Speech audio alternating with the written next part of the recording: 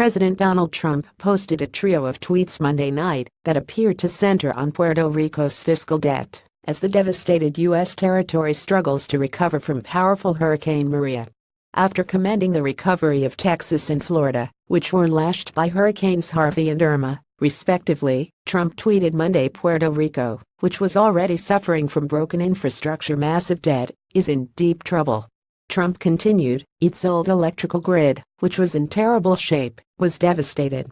Much of the island was destroyed, with billions of dollars owed to Wall Street and the banks which, sadly, must be dealt with. Food, water and medical are top priorities and doing well, Trump added. Hurricane Maria, the strongest storm to hit Puerto Rico since 1928, killed 16 people and left millions without power or communications when it battered the island last week. Beset by food and water shortages, Puerto Rico Governor Ricardo Rossello issued a statement appealing for help for his essentially devastated island. My petition is that we were there once for our brothers and sisters, our other U.S. citizens. Now it's time that U.S. citizens in Puerto Rico are taken care of adequately, properly, Rossello wrote Sunday.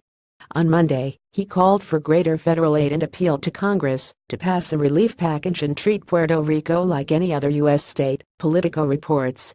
According to the Associated Press, 3.4 million U.S. citizens in the territory are without adequate food, water and fuel. Communications are still lacking and electrical power may not be fully restored for a month. Trump's response, which appeared to put the issue of the island's bank loans before emergency supplies, provoked consternation among some diplomats. Is the President of the United States saying that the mammoth hurricane damages Puerto Rico's fault? Post Samantha Power, the former U.S. ambassador to the UN before the Category 4 storm struck, Puerto Rico was suffering from a $73 million debt crisis that had left agencies like the state power company broke. The U.S. Federal Emergency Management said aid was getting to the island, and that the agency had more than 700 staff on the ground in Puerto Rico and the U.S. Virgin Islands, delivering diesel, food and water to communities, reports AP.